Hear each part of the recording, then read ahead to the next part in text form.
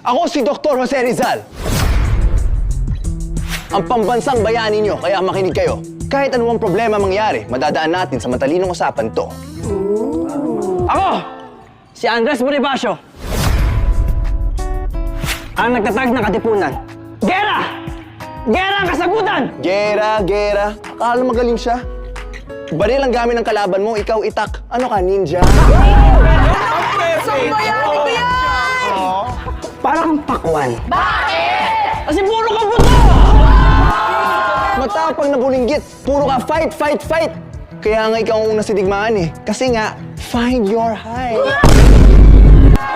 Habang kami nag-aantay, lumalaban at binubura ng emosyon, yung Dr. Jose Rizal nyo, nandun na Espanya, nagbabakasyon!